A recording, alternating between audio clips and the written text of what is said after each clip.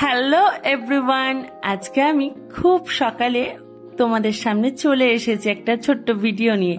তো দেখো, ছেলে ঘুম থেকে উঠেই নাইট ড্রেস পরেই ওপরে চলে এসেছে। আমি গাছে জল দিচ্ছিলাম, তো ও গাছ বসাবে। তো কুমড়ো দানা বা কিছু করলা যেগুলো হয় সেই দানাগুলো আমার কেনা থাকে, তো সেগুলোই বসাচ্ছে। আর এই দেখো চেরি ফুল ফুটেছে। গাছটায় কিন্তু প্রত্যেক বছর দুবার তিনবার করে চেরি ফল হয়।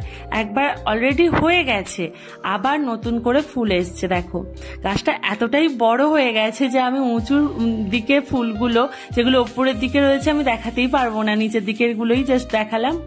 এই দেখো এই ফুলটা এই জাস্ট হচ্ছে আবারও।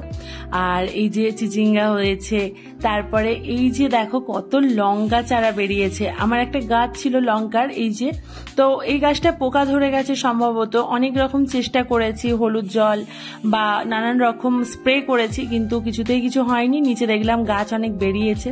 তো বেগুন গাছটাও অনেক দিনের হয়ে গেছে, তো বেগুনও ধরেছে।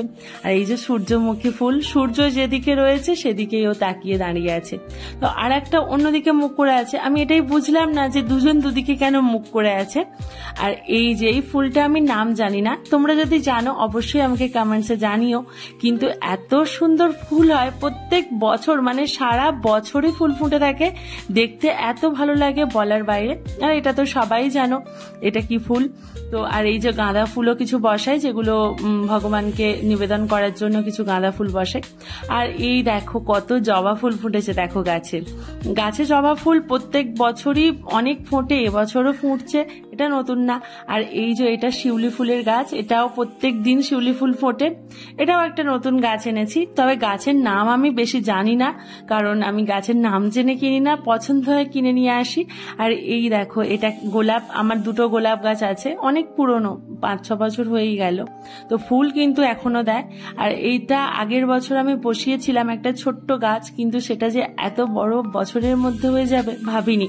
আর এই আম গাছ, একবার আম হয়ে গেছে অলরেডি, তোমাদের ভিডিওতে দেখিয়েছিলাম। তো আবার সেকেন্ড টাইম দেখো আবার আম ধরে ভর্তি হয়ে গেছে আমার গাছ, চারিদিকে আমের বকুল এসেছে, আম ধরেছে, মানে আবার নতুন করে আম হচ্ছে।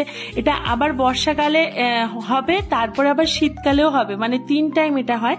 আর এখানে একটা ছোট্ট কাঠগোলাপের গাছ বসিয়েছি। তো কেমন লাগলো ভিডিওটা অবশ্যই আমাকে জানিও। Thank you.